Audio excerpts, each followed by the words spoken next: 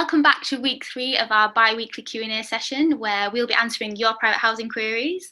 This week's theme is references and guarantors, so please make sure you follow us on Twitter to get the latest advice and updates on that. And as always, if you've got a question, please use the hashtag RoadToPrivateHousing and we will answer your questions in the next video. So moving on, you've been continuing to send all those questions, so now I'm going to answer those for you. So let's start with question number 1.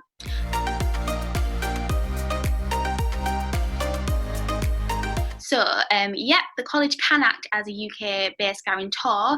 However, we are only able to act for continuing Imperial College undergraduate students.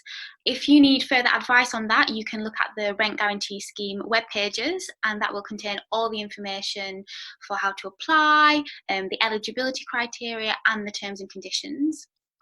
Unfortunately, we're not able to act as guarantor for postgraduate students at the moment. Therefore, you may wish to look for alternative services such as Housing Hand, and we've got details about those companies on our other services section of the website. Please make sure you do look at their terms and conditions as they are not affiliated with Imperial College. Again, if you've got any questions about that, please do let us know and we'll be happy to take a look or answer those for you. Regarding rent in advance, it is common for landlords to ask for rent in advance if you're unable to provide a UK guarantor. However, we wouldn't recommend paying more than 6 months rent in advance. If you pay rent in advance and your deposit at the same time, please make sure it's very clear what each payment is for, and number 2, how much rent is covered by the payment. Always make sure you ask for a receipt and always make sure you pay by bank transfer. Do not by any means pay by cash. You need to make sure that you've got this recorded as an online transaction, for example, so please make sure that you pay by bank transfer.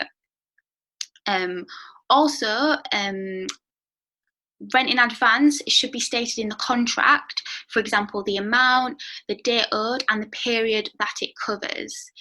If you're going to be paying large amounts of rent in advance and your contract includes a break clause, for example, we're seeing COVID-19 break clauses in a lot of contracts due to the current pandemic, you should absolutely try to negotiate something in the break clause about the return of the rent in advance on some sort of pro rata basis. So please make sure you discuss that with your agent or landlord and get it written down in your contract.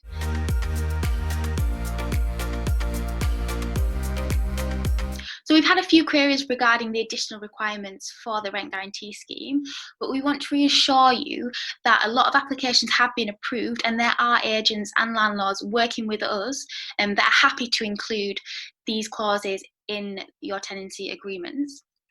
In the Rent Guarantee Scheme terms and conditions, as you'll be aware, students need to pay the college back any money paid under the scheme before the end of the academic year.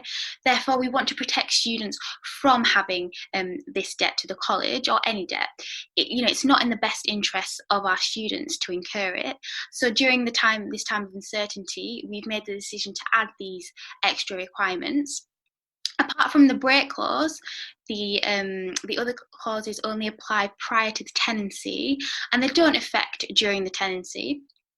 And depending on your situation, you may not be required to add all the clauses. So we have created a flowchart that you can go through and you can see which clauses you may need to add for your application to get the best chance of approval. Furthermore, if your tenancy is due to start, within the next month or 14 days or so, we appreciate that clauses 1 to 3 will not apply. And also, if you've seen the property in person, clause 4 won't apply. So you don't necessarily need to add all the clauses. So please do use the flowchart and email us if you're unsure about your situation and we can give you guidance on that. Also, please speak to your landlord and let us know what they suggest. If they've got any queries or they're unsure about it, you can tell them to email rentguarantee@imperial.ac.uk and we can give them a telephone call to go through this. We're also happy to consider any amendments to the clauses that they wish to make, and we can discuss that with them. So yeah, if they do have any doubts, tell them to give us a call, or we can give them a call back. At the end of the day, we're here to support you, and during this uncertain time, we just want to make sure that you're protected. So even though these clauses might seem a little bit difficult right now, we are more than happy to speak to you about it, speak to your landlord about it, and just make sure that you are protected and that you are happy at the end of the day with the tenancy agreement and the guarantor scheme service. We'd also like to stress that you go through the clauses and the terms and conditions of the rent guarantee scheme with your agent or landlord prior to paying any holding deposit. Just because once you've paid the holding deposit, if you do back out, for example, if they're not willing to include any of the clauses, then you may not get that holding deposit back. So it's just important that you speak to them beforehand. We'd also like to stress that there's still plenty of time to search for properties, so don't rush into signing anything or paying a holding deposit if you're not sure, you haven't spoke to them about it. There's still plenty of time, and please do make sure you email us if you've got any questions about the scheme or any questions in general, or you're not sure about your contract. Please do let us know. You can email rentguarantee@imperial.ac.uk or accommodation@imperial.ac.uk, and we will happily organise a contract check to go through those, or a telephone call.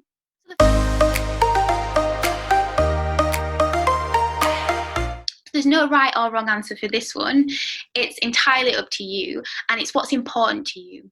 For example, if you absolutely hate commuting and you couldn't imagine yourself going backwards and forwards for an hour or so every day, then you may wish to opt for a property closer to campus where you can just walk. If, for example, you've got a budget and you need to find somewhere a little bit cheaper, you may wish to opt for somewhere a little bit further away, and commuting into college.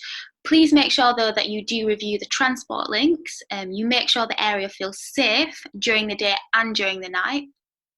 And do a test run in peak time, or at the time you would go to college usually every day, just so you can see what it would be like and see if that would suit you. Please also remember that you can calculate your transport costs, and you could add those to your rent, so you know exactly how much you'll be paying towards everything. And also remember that you're probably eligible for the 18 plus student Oyster card, where you can get a discount of 30% off the adult rate. So please make sure you check the TfL website and read the eligibility criteria for that. Again, there's a few things to consider when deciding on an area to live in London.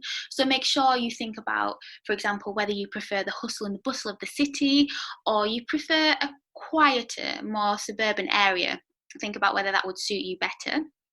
Also think about your budget, and it's really important that you think whether the area would be safe. So you could visit the area during the day and during the night as well. Always take a friend with you, and just make sure you feel comfortable during those times. Also check how long will it take you to get to college, and how will you get there. Is the house in a convenient location? Are there good transport links nearby, or do you have to walk 20 minutes just to get to the nearest station? And also check the local shops around you, whether you've got everything that you need there and you're happy with that. And would you be comfortable, walking around the area at night, for example, as I've mentioned before.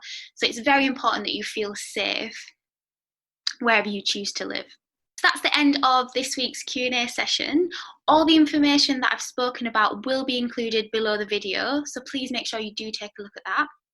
And if you've got any questions whatsoever, make sure you get those into us by using the hashtag RoadToPrivateHousing, and we'll ensure that we answer those on the next Q&A session.